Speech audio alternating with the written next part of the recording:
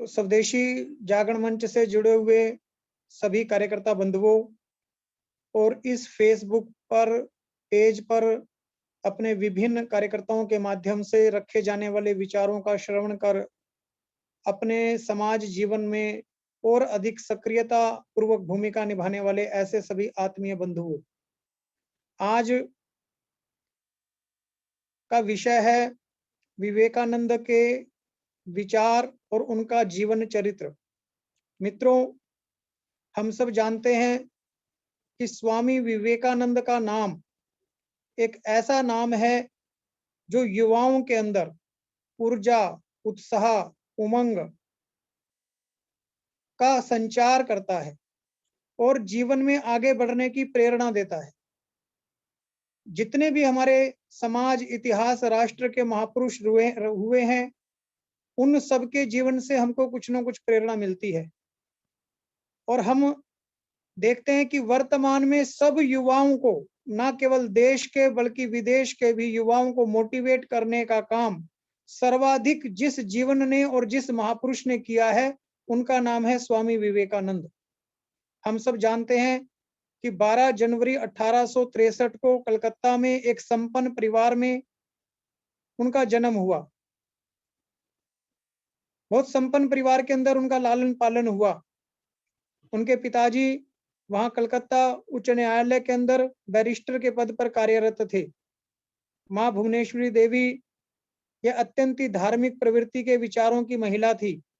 परिवार के अंदर एक आध्यात्मिक, धार्मिक ऐसा वातावरण उनको बचपन से ही मिला। लेकिन जैसे जैसे वो बड़े होते चले गए, उनके जीवन का लक्ष्य क्या है, किस कारण से वो इस पृथ्वी पर आए हैं और मुझे अपना मोक्ष प्राप्त किस प्रकार करना है, इस प्रकार की एक तमन्ना, इच्छा, आकांक्षा उनके जीवन में बचपन से ही बनी रही और उसी की खोज में वो लगे हुए इधर उधर घूमते रहे। लेकिन अध्यात्म की खोज के साथ साथ अपने जीवन को गढ़ने का काम उन्होंने किया। बहुत अधिक इंटेलिजेंट थे।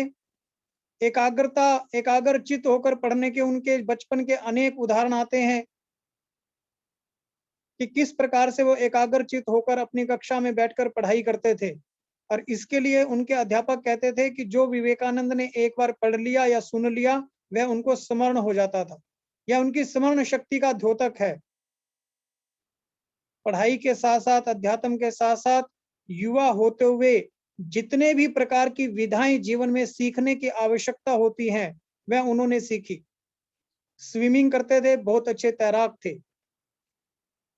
वाद्य बजाते थे, बहुत अच्छे संगीतकार थे। गाते बहुत अच्छा थे तो गायन करते थे। कुश्ती लड़ते थे।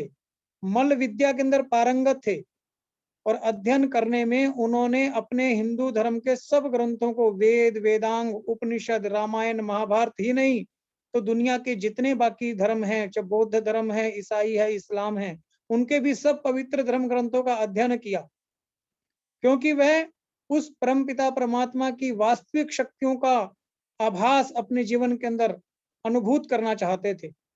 और इसी खोज में वे चले, आगे बढ़े और सब संत महात्माओं के दर्शन करते हुए एक ही प्रश्न पूछते थे कि क्या आपने भगवान के दर्शन किए हैं। और इसी खोज में एक बार वो दक्षिणेश्वर में मां काली के भक्त एक श्रेष्ठ संत स्वामी रामकृष्ण परमहंस के चरणों में पहुंचे। और जैसे ही स्वामी रामकृष्ण परमहंस जी की दृष्टि इस नरेंद्र नाम के युवा पर पड़ी, वो हैरान हो गए, अचंभित हुए और देखकर बहुत प्रसन्न हुए कि जिस नरेंद्र की, जिस युवा की खोज मुझे अपने जीवन में थी, वह अब मेरे सामने आने लगा। और नरेंद्र ने प्रणाम किया। स्वामी रामकृष्ण परमहंस जी से भी वही प्रश्न पूछा कि महाराज, आपने प्रभु के दर्शन किए हैं। तो स्वामी रामकृष्ण परमहंस ने कहा कि नरेंद्र, ना मैंने केवल दर्शन किए हैं, अपितु मैं तुमको भी करवा सकता हूं। और ऐसा उत्तर सुनकर नरेंद्र ने उनको साष्टांग प्रणाम किया और गुरु धारण किया। और ऐसे एक श्रेष्ठ संत के शिष्य बनने के बाद उन्होंने अध्यात्म को अपने जीवन का एक प्रमुख हिस्सा बनाया। वो संपन्न परिवार में जन्म लेने के बाद भी एक समय ऐसा आ गया जब घर के अंदर अत्यंत दरिद्रता हो गई। छोटी आयु में ही पिताजी चले गए। घर के अंदर ऐसा वातावरण बन गया कि 2 समय का भोजन कैसे बनेगा इसकी भी चिंता उनको करनी पड़ती थी। एक बार इस सारे संकट के अंदर कि मन की इच्छाएं आकांक्षाएं कुछ और थी, परिवार की आवश्यकताएं कुछ और, उस सारे में वो गुरुजी के चरणों में प्रणाम करके बोले, गुरुदेव क्या आपको मेरी समस्या, मेरी दरिद्रता, मेरी गरीबी दिखाई नहीं देती? आप इसका कुछ हल करिए। तो उन्होंने कहा कि नरेंद्र, अब तो तुम्हारी भी माँ काली से साक्षात बात होती है, उनके दर्शन तुमने भी किए हैं, तुम स्वयं जाओ और माँ काली से मांग लो जो मांगना है। नरेंद्र गए, माँ काली के चरणों में माथा टेका, और जब मांगने की बारी आई तो बोल कर कि हे माँ, आप मुझे ज्ञान दें। और ज्ञान की मांग करके वापिस आ गए। गुरु को फिर प्रणाम किया। गुरुदेव ने पूछा कि नरेंद्र, जो तुमको चाहिए था मांग आए? नहीं गुरुदेव, मैं तो ज्ञान मांग कर आया हूं। दोबारा जाओ, पुनः गए, दोबारा भक्ति मांग कर आ गए। फिर गुरुदेव ने कहा कि फिर जाओ, फिर मांगो, फिर शक्ति मांग कर आए। इस प्रकार वह ज्ञान, भक्ति और शक्ति 3 बार में जाकर मांग कर आए, और उनको आभास हुआ कि माँ की कुछ और ही इच्छा है। और तभी से उन्होंने अपने जीवन के अंदर इस समाज, देश और राष्ट्र की उन्नति और उत्थान का लक्ष्य अपने जीवन को बना लिया। और फिर किस प्रकार से देश भर में घूमकर अपने समाज में व्याप्त बुराइयों को दूर करने के लिए, अंधविश्वास, रूढ़िवादिताओं को दूर करने के लिए, युवाओं को जागृत करने के लिए उन्होंने संपूर्ण देश का भ्रमण किया। और भ्रमण करते हुए उन्होंने युवाओं को जागृत किया। उन्होंने अपने जीवन से सबको समझाने का प्रयास किया। जब युवाओं को वो संबोधित करते थे, युवाओं से बात करते थे, युवा उनके पास आते थे, कहते थे कि हमें गीता का ज्ञान दो। लेकिन उससे पहले भी वो युवाओं को कहते थे कि जाइए फुटबॉल के मैदान में पहले 1 घंटा पसीना बहाकर आओ, फिर गीता बताऊंगा।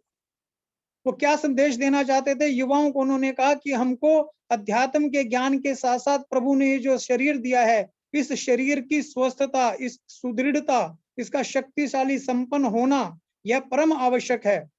और आज के इस महामारी के युग में भी हम सब जब विचार करते हैं तो हमको ध्यान में आएगा कि एक स्वस्थ शरीर सब प्रकार के सुख भोगने के लिए भी, मोक्ष प्राप्त करने के लिए, भक्ति के लिए भी, अध्यात्म के लिए भी आवश्यक है। और यह संदेश उन्होंने अपने जीवन से युवाओं को कहा कि पहले शरीर को स्वस्थ रखो, इसको बलिष्ठ बनाओ, इसको सुंदर बनाओ, इसको शक्तिशाली बनाओ, तब तुम अध्यात्म की ओर बढ़ सकते हो। वो समाज में व्याप्त असमानता के बड़े घनघोर विरोधी थे। उनकी बैठक के अंदर उन्होंने एक बार देखा कि 2 प्रकार के अलग अलग हुक्के रखे हुए हैं। उन्होंने पिताजी से पूछा कि पिताजी ये क्या है? तो उन्होंने कहा कि ये जो सो कॉल्ड समाज में हम कहते हैं ये उच्च जाति है, ये उनके लिए है, ये सो कॉल्ड जो निम्न जाति बोलते हैं उनके लिए है। तो अगले दिन सुबह नरेंद्र उठा, उसने पहले हुक्के को गुड़गुड़ाया, फिर दूसरे को गुड़गुड़ाया। पिताजी ने पूछा कि नरेंद्र क्या कर रहे हो तुम ये? तो नरेंद्र ने कहा कि पिताजी, मैं ये देखना चाहता था कि इन दोनों हुक्कों में अंतर क्या है, जो तुम समाज में रहने वाले अलग अलग प्रकार के लोगों के लिए हमने अलग अलग हुक्के रखे। तो पिताजी को बात ध्यान में आई और उन्होंने एक हुक्का उठाकर वहां से रख दिया। इस प्रकार से समाज में कोई छोटा नहीं, कोई बड़ा नहीं, जाति पाति, भाषा, मत, पंथ, किसी के आधार पर, गरीबी के आधार पर हम भेदभाव नहीं कर सकते। सब उस परम पिता परमात्मा के ही अंश हैं। ऐसा संदेश उन्होंने अपने जीवन से।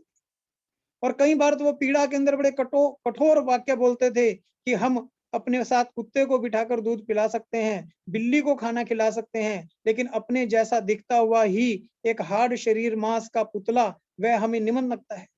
तो इस प्रकार से उन्होंने समाज में जाति पात पर एक कठोर आघात किया और समाज में समानता का संदेश दिया। और समाज भक्ति, समाज के प्रति समर्पण, समाज के प्रति जागरण, यह समाज में हो, इसके लिए निरंतर भ्रमण किया। और जब ऐसा भ्रमण करते करते हम सब जानते हैं कि वह 12 जनवरी 1893 को होने वाले अधिवेशन के अंदर अमेरिका गए। किन परिस्थितियों में गए यह हम सब जानते हैं। राजस्थान के खेतड़ी के राजा ने उनका सहयोग किया। जहाज में चढ़कर गए तो वहां के वातावरण बहुत भयंकर, सर्दी के हिसाब से कपड़े नहीं, टिकट के अलावा पैसा नहीं, ठहरने के लिए कहीं स्थान नहीं, उस धर्म संसद में प्रवेश करने के लिए कोई परिचय पत्र नहीं। उन सारी कठिन परिस्थितियों में भी वहां के एक प्रोफेसर के सहयोग से वह उस धर्म संसद में पहुंचे। और उनको छठे 7वें दिन 12 जनवरी 1863 को 11 सितंबर 1893 को बोलने का मौका मिला उस संसद के अंदर। और जब वह बोलने के लिए खड़े हुए और उन्होंने पहला ही वाक्य बोला, मेरे अमेरिका वासियों, बहनों और भाइयों, तो पूरा पांडाल गुंजायमान हो गया। तो मित्रों, उससे पहले किसी ने बहनों भाइयों का संबोधन नहीं किया था उस धर्म संसद में, ऐसा नहीं। अनेक बार उससे पहले लोगों ने बोला होगा, प्रयोग किया था, लेकिन जब भारत का यह युवा संत अपने दृढ़ चरित्र से, अपने व्यक्तित्व से अमेरिकी बहनों और भाइयों बोलते हैं, तो वह पंडाल गुंजायमान हो। और कैसा संदेश उन्होंने अपनी भारतीय संस्कृति, सभ्यता और धर्म का दिया कि मैं उस धर्म से आता हूं जो यह मानता है कि उस पृथ्वी, इस परम पिता परमात्मा तक पहुंचने के रास्ते अनेक हैं, परंतु वह एक ही है। हम किसी भी रास्ते को फॉलो करें, सब वहीं पर पहुंचेंगे। और मैं उस भारत भूमि से हूं जहां पर दुनिया भर के सताए हुए धर्मों के लोगों को हमने शरण दी है। एक सहिष्णुता का संदेश दुनिया भर को देने वाला धर्म ये हमारा है। इस प्रकार का दुनिया के अंदर सब एक हैं, सबका रास्ता ठीक है, सब वहीं पर पहुंचते हैं, वह परम पिता परमात्मा की शक्ति एक है। ऐसा संदेश जब उन्होंने दिया तो अमेरिका के अंदर उस युवा संत का भव्य स्वागत। और फिर 93 से लेकर 97 तक 4 वर्षों तक अमेरिका, इंग्लैंड और अनेक यूरोप कंट्रीज में उन्होंने अपनी सभ्यता, भारतीय धर्म का डंका बजाया और विजय पताका फहराकर वो भारत वापस लौटे। और भारत वापस जब लौटे तब तक उनकी कीर्ति, यश, मान, सम्मान यह भारत में भी पहुंच चुका था। अनेक राजा, महाराजा और युवा जब समुद्र के तट पर उनका स्वागत करने के लिए पहुंचे और वो दक्षिण में जहाज से उतरकर भारत की भूमि पर उन्होंने अपना प्रथम चरण रखा, तो सब देखकर हैरान हो गए कि स्वामी जी क्या कर रहे हैं। कि स्वामी जी एकदम वहां उतरते ही उस धरती में, उस भारत भूमि में लोटपोट हो गए। और कुछ के मन में आया कि ये क्या कर रहे हैं नरेंद्र जी, ये स्वामी विवेकानंद क्या कर रहे हैं, इतने बड़े संत, अब तो इनकी कीर्ति दिगंत में फैल रही है और ये लोटपोट हो रहे हैं मिट्टी के अंदर। तब किसी ने पूछा कि महाराज क्या हुआ, तो कहते हैं कि मैं 4 वर्षों तक अपनी भारत माता से, मेरी माँ से, इस भारत भूमि से दूर रहा हूं, भोगवाद की भूमि से होकर आया हूं। वहां के कीटाणु, वायरस, वहां की जो भोगवाद के सारे प्रकार के अवगुण हैं वो मेरे शरीर से चिपक गए होंगे।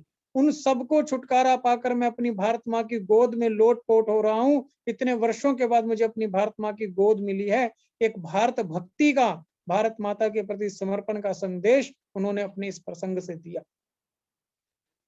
और कितना कठोर परिश्रम किया कि 39 वर्ष की आयु आते आते अनेक बीमारियों का शिकार हो गए, लेकिन उसके बावजूद भी उनकी यात्रा रुकी नहीं। अनेकों विद्यालय, शिक्षालय खोले, रामकृष्ण मठ की स्थापना की, दुनिया भर के अनेक लोगों को, जिनमें भगनी निवेदिता का हम नाम जानते हैं, ऐसे लोगों को भारत के प्रति समर्पित किया, भारत के प्रति गौरव होने का भाव जगाया। उठो, जागो और लक्ष्य प्राप्त होने तक रुको मत का उद्घोष करते हुए लोगों का आह्वान किया और सबको कहा कि इस देश की सभी समस्याओं का हल करना है, स्वतंत्र और दिग्विजयी भारत बनाना है, तो हमको आने वाले वर्षों तक सब देवी देवताओं को भूलकर केवल एक देवता की पूजा करनी है, वो अपना भारत देश, केवल एक माता की पूजा करनी है, वो भारत माता। तब जब कोटि कोटि जन यह मानकर आगे बढ़ेंगे तो निश्चित रूप से हमारे देश पर ये जो पराधीनता का संकट है यह भी हल होगा और हम आगे भी बढ़ेंगे। और इस प्रकार अपने जीवन के छोटी सी आयु में ही लाखों लाख लोगों को प्रेरित करके वह 4 जुलाई 1902 को स्वर्ग सिधार गए। लेकिन अपने पीछे छोड़ गए एक अपना ज्वलंत जीवन, अनुकरणीय जीवन, जिसको आज भी सुनकर, पढ़कर, देखकर अनेकों अनेक लोग अपने जीवन के अंदर प्रेरणा प्राप्त करते हैं।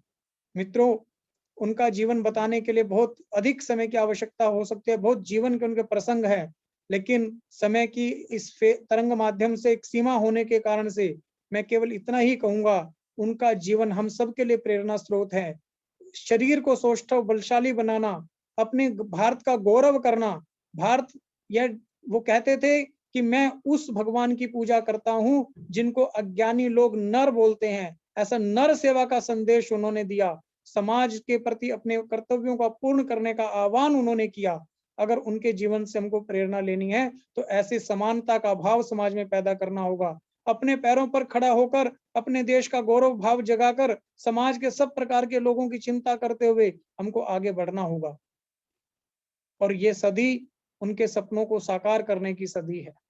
हम देख रहे हैं कि आज दुनिया हमारे देश का लोहा मान रही है। 19वीं शताब्दी के अंत में जो विजय का डंका 1893 में विवेकानंद जी ने अमेरिका में बजाया था, आज 125-150 वर्षों के बाद हम देख रहे हैं कि भारत की हर प्रकार की विषय की ये अनुपालना, उसकी स्वीकृति, उनके विचारों को मानना ये दुनिया ने शुरू किया है। चाहे योग हो, आयुर्वेद हो, धर्म हो, अध्यात्म हो, विज्ञान हो, संस्कृति हो, हमारे आईटी सॉफ्टवेयर के लोग हों, हमारी नासा के अंदर रहने वाले वैज्ञानिक हों, मेडिकल फील्ड फार्मा सेक्टर के अंदर हमारी नई नई इन्वेंशंस हो, और अभी कोविड से लड़ने का हमारा मादा हो, कोविड वैक्सीन की जो दवाई बनाकर दुनिया भर को भेजने का जो काम हमारे देश ने किया है उसके प्रति कृतज्ञता का भाव हो। आज दुनिया के सारे देश भारत के आगे नतमस्तक हैं। आज उन्होंने जो भविष्यवाणी की थी, एक अवसर पर बोलते हुए उन्होंने कहा था कि मैं कोई भविष्यवक्ता नहीं, मैं कोई ज्योतिषी भी नहीं हूँ, और मैं तो केवल अपने दिव्य चक्षु से देख रहा हूँ कि आने वाले समय में भारत माता फिर से विश्व सिंहासन पर आरूढ़ होकर और अधिक देदीप्यमान होकर दुनिया को दिशा देने का काम करेगी। तो मित्रों, हम सबका सौभाग्य है कि हम अपनी आंखों से अपनी भारत माता को फिर से विश्व गुरु के सिंहासन पर आरूढ़ होते हुए देख सकते हैं। आइए हम अपने हिस्से का कर्तव्य निर्वहन करें। समाज भक्ति और देशभक्ति को जन जागरण का एक हिस्सा बनाकर स्वदेशी और स्वावलंबन के आधार पर ही भारत खड़ा हो सकता है। स्वदेशी वोकल फॉर लोकल के आधार पर ही हम आगे बढ़ सकते हैं, आत्मनिर्भरता की ओर बढ़ सकते हैं। ऐसा एक स्वदेशी स्वावलंबन पर आधारित समर्थ, संगठित, सशक्त, सुखी, संपन्न भारत बनाने के लिए हम संकल्प लें, उनके विचारों को अपने जीवन में उतारें। इतना ही आह्वान करते हुए आप सबका धन्यवाद करते हुए मैं अपनी